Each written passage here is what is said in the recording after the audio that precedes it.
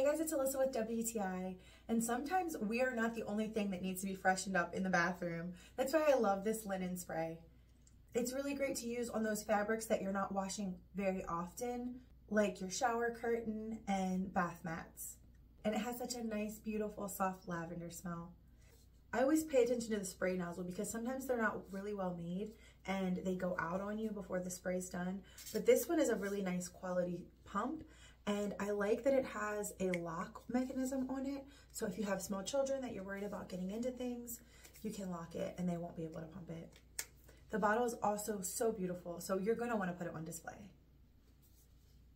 The bottle is really nice and compact, and it's a soft plastic, so you don't have to worry about it breaking. I think this would be great to throw in your suitcase for those trips, and you're gonna stay at a hotel. We all know what those hotel linens smell like when we get there, and even the room. So this would be a great spray to refresh rooms while you're traveling.